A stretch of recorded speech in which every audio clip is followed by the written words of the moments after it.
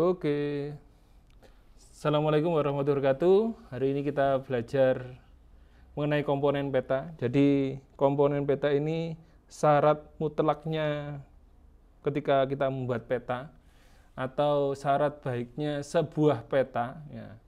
Jadi harus memenuhi komponen peta. Oke, langsung saja.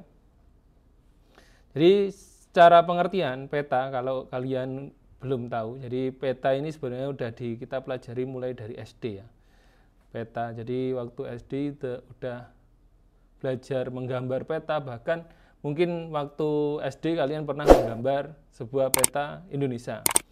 Jadi kalau melihat pengertian peta menurut International Cartography Association, peta adalah sebuah representasi atau gambaran unsur-unsur atau kenampakan-kenampakan abstrak objek-objek yang dipilih dari permukaan bumi. Objek yang dipilih loh ya, atau yang ada kaitannya dengan permukaan bumi. Pada umumnya digambarkan pada suatu bidang datar yang diperkecil atau diskalakan. Jadi makanya ada beberapa jenis peta ya. Jadi ada peta dunia, peta mungkin benua ya. Karena objek yang dipilih di permukaan bumi. Jadi bisa seluruhnya, jadi peta dunia atau sebagian. Mungkin ada peta Indonesia, peta Jawa Timur contoh. Nah, dan seterusnya. Nah, syaratnya biar jadi peta itu baik harus memenuhi komponen-komponen peta. Ini ada salah satu contoh. Ini peta tematik ya. Peta bahaya longsor Kota Batu. Ya, ini peta yang saya buat sama teman saya waktu kuliah dulu. Menggunakan aplikasi SIG atau Sistem Informasi Geografis. Nah, data-data SHP dijadikan satu, jadilah suatu peta longsor. Ya, yang sumbernya ada peta kemiringan lereng, peta penggunaan lahan Kota Batu, peta kerapatan vegetasi Kota Batu, dan peta jenis tanah dijadikan satu, jadilah peta bahaya longsor Kota Batu. Oke, kita lanjut. Jadi ini contoh sederhananya suatu peta buatan sendiri. Jadi komponen pertama yang paling penting itu yang jelas judul peta. Ya, judul peta itu apa sih? Ya, judul peta memuat informasi sesuai dengan isi informasi peta. Karena judul peta merupakan yang pertama dilihat. Jadi petanya ini fungsinya untuk apa? Jadi yang tadi yang saya contohkan ini peta bahaya longsor ya, Kota Batu. Berarti peta tematik sesuai dengan temanya atau yang diinginkan. Bisa peta bahaya kebakaran mungkin atau sumber daya alam. Kan kalau kebanyakan di atlas itu peta, mungkin peta dunia, nah, judulnya. Terus peta benua, Asia Tenggara, peta Indonesia, dan seterusnya. Itu judul petanya. Jadi yang pertama dilihat petanya itu apa? Ya, ini komponen yang pertama ada judul peta. Selanjutnya ada namanya garis tepi. Ya, ketika kalian menggambar, ya ketika kalian disuruh guru gambar atau guru seni, pasti hal yang pertama dilakukan menggambar garis tepi. Untuk apa? Biar rapi ya. Garis tepi, garis yang terletak bagian tepi peta dan ujung-ujung setiap garis pertemuan dan dengan ujung garis yang berdekatan. Ya, ini ada garis tepi. Ini wajib biar terlihat rapi. Oke, selanjutnya ada orientasi. Apa sih Pak orientasi? Ya, orientasi itu petunjuk arah, fungsinya menunjukkan arah utara biasanya, menunjukkan posisi arah yang titik mana ataupun wilayah ya. Orientasi peta biasanya berbentuk tanda panah yang menunjuk ke arah utara. Ini contohnya. Kalau di peta pengaplikasiannya seperti ini. Bisa bentuknya seperti ini atau petunjuk arah saja. Arah naik ya, kayak kursor ini ya. Petunjuk arah saja. Nanti ada simbol U, itu sudah cukup. Dan biasanya menunjukkan arah utara. Oke, ini namanya orientasi. Selanjutnya, komponen yang wajib juga ada skala peta. Fungsinya untuk apa? untuk perbandingan jarak antara dua titik sembarang atau luas wilayah di peta dan jarak sebenarnya dengan satuan ukur yang sama. Jadi skala peta itu ada 3 ya. Ini jadi skala peta itu fungsi secara umum itu biar kita tahu wilayah, luasan wilayahnya, jarak daerah A ke daerah B. Nah, bisa kita hitung menggunakan skala peta. Jadi skala peta itu ada 3. Yang pertama skala angka seperti ini. Yang kedua ada skala garis seperti ini. Dan yang ketiga skala kalimat atau verbal. Ya. Contohnya kita menemukan kalimat 1 inci itu 1 mil. Nah, yang berarti 1 inci di peta menyatakan jarak 1 mil di lapangan. Itu contoh saja. Ini skala peta. Jadi skala peta juga wajib di peta. Biar kita mengetahui jarak sebenarnya. Karena peta itu fungsinya menggambarkan luas dan lokasi yang sebenarnya. Jadi jaraknya yang sebenarnya, lokasinya yang sebenarnya. Ini skala peta. Komponen selanjutnya ada inset peta. Jadi inset itu sebuah peta tambahan yang punya ukuran lebih kecil dan memberikan kejelasan yang terdapat dalam peta utama. Inset peta ini punya sifat menjelaskan wilayah yang terdapat pada peta utamanya. Jadi tadi peta rawan longsor, ya, Kota Batu. Jadi Kota Batu ya. Jadi Kota Batu itu termasuk wilayah mana? Nah, Kota Batu itu terhimpit oleh Kabupaten Malang. Jadi insetnya ini menggunakan peta Kabupaten Malang.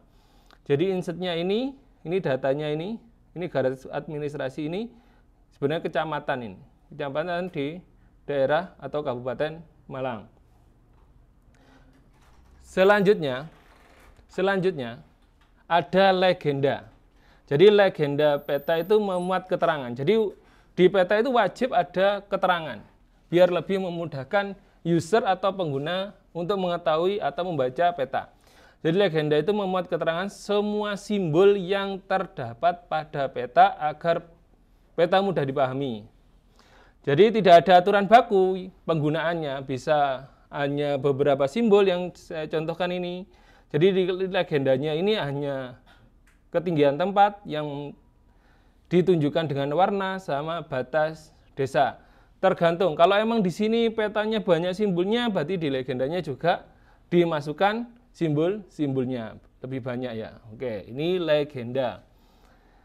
Selanjutnya, yang intinya biasanya legenda di sebelah kanan atau sebelah kiri ya isinya tentang informasi di peta lah, yaitu namanya legenda.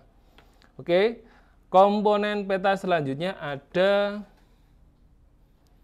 koordinat. Nah, koordinat atau garis bujur dan lintang juga disebut garis astronomis. Kenapa di peta itu wajib ada garis bujur dan lintang? Karena di peta itu menunjukkan daerah aslinya di posisi bumi sebelah mana. Jadi contoh Kota Batu ini ya harus ada titik koordinatnya biar tahu posisi aslinya di mana Kota Batu itu. Nah, kalau di peta biasanya di pinggir-pinggir ini. Ya, titik garis lintang dan garis bujur atau garis astronomisnya. Ini penting karena fungsi peta menunjukkan tempat atau jarak yang sebenarnya. Selanjutnya, ini ada simbol peta. Jadi, simbol ini mewakili benda yang sebenarnya agar simbol yang digunakan pada peta dapat memberikan informasi yang tepat. Simbol harus sederhana, mudah dimengerti, dan bersifat umum. Contoh, ini ada jenis ya, simbol itu ada 3 jenis, simbol geometrik, simbol gambar, dan simbol garis. Jadi contoh ini, ada ibu kota, biasanya ibu kota negara bentuknya kotak, merah. Ibu kota provinsi, kotaknya lebih kecil. Nah, kota madya, bulat, terus ada gunung, segitiga. Kalau gunung berapi dibedakan dengan warna merah. Nah, ada bandara udara, ini ada gambar atau simbol pesawat, masjid, dan sebagainya. Terus Dan simbol ini juga ada simbol warna dan simbol bidang. Simbol warna biasanya menunjukkan ketinggian tempat di daerah tersebut. Ya, yang warna coklat sampai merah ini ketinggian daratan. Kalau yang di laut itu warna biru sampai biru matang. Ya, jadi di laut kan bisa kita ketahui kalau di peta di laut itu kalau makin biru itu makin dalam, kalau makin cerah itu makin dangkal. Ya, contoh. Terus simbol bidang area. Ya, ini ada wilayah danau, rawa-rawa. Ya, ini simbol bidang. Jadi ada simbol ada 5 ya. Oke, simbol peta. Selanjutnya ada lettering. Nah, lettering itu semua tulisan yang bermakna yang terdapat pada peta. Bentuknya meliputi huruf kapital, huruf kecil, kombinasi huruf kapital kecil, tegak, dan miring. Contoh, ini ada nama kecamatan atau desa ya. Ada nama Gunung Puyuh, Krapyak Wetan. Terus ada Kali Opak. Kali Opak, terus Desa Seloharjo ya. Jadi lettering itu semua tulisan yang ada di peta. Oke, lanjut. Kita lanjutkan. Komponen selanjutnya ada warna peta. Jadi warna lazim digunakan untuk menonjolkan perbedaan objek pada peta. Ini ada 2 peta. Jadi yang sebelah kiri itu warna pada peta menunjukkan tinggi rendahnya suatu daerah.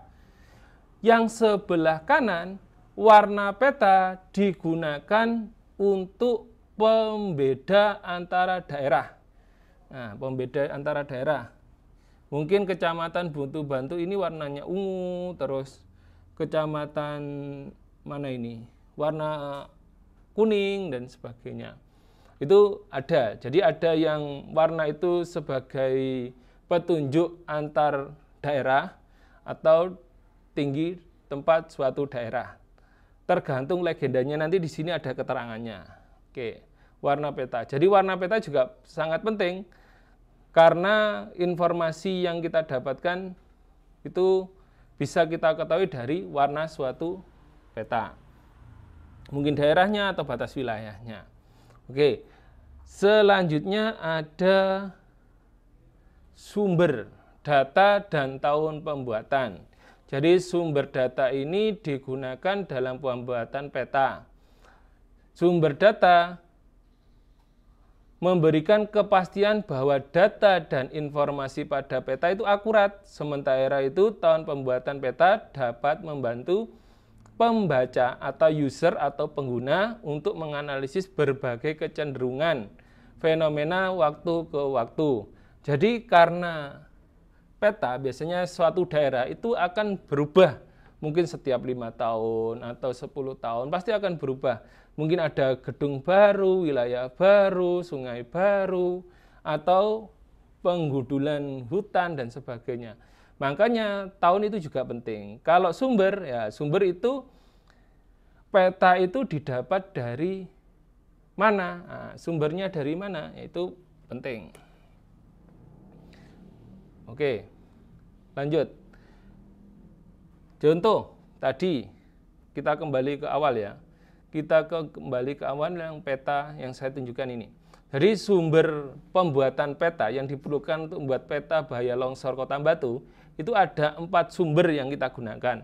Yang pertama ada peta kemiringan lereng, karena kita membuat peta bahaya longsor, jadi longsor itu indikatornya juga kemiringan lereng, kita masukkan sumber yang pertama peta kemiringan lereng. Yang kedua ada peta penggunaan lahan Kota Batu, jadi penggunaan lahannya seperti apa. Yang ketiga ada kerapatan vegetasi, jadi kerapatan vegetasi juga kita jadikan indikator untuk bahaya longsor. Yang keempat jenis tanah, karena jenis tanah setiap daerah beda, jadi ada jenis-jenis tanah tertentu yang berpotensi mudah untuk longsor ya. Ini namanya sumber. Nah, itu kita masukkan. Jadi ketika kita ngedit atau kita masukkan di waktu pembuatannya menggunakan SIG, sistem informasi geografisnya, itu dulu menggunakan aplikasi ArcGIS. Ya, ini ada 4 sumber peta yang kita layarkan, kita jadikan satu seperti ini.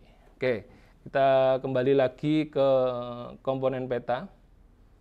Setelah simbol dan tahun pembuatan, ada pembuat peta. Siapa sih pembuat peta ini? Biasanya kalau kabupaten atau kota, ya pemerintah kabupaten. Ya, ini bisa perorangan atau lembaga. Ini contoh yang tadi ada pemerintahan Kabupaten Bekasi, Badan Perencanaan Pembangunan Daerah tahun 2011. Ini pembuat peta. Oke, mungkin itu saja yang bisa saya sampaikan. Sekarang pertanyaannya, berapa jumlah komponen yang peta yang sudah saya sebutkan tadi? Coba tulis di kolom komentar. Terima kasih, jangan lupa di subscribe. Assalamualaikum warahmatullahi wabarakatuh.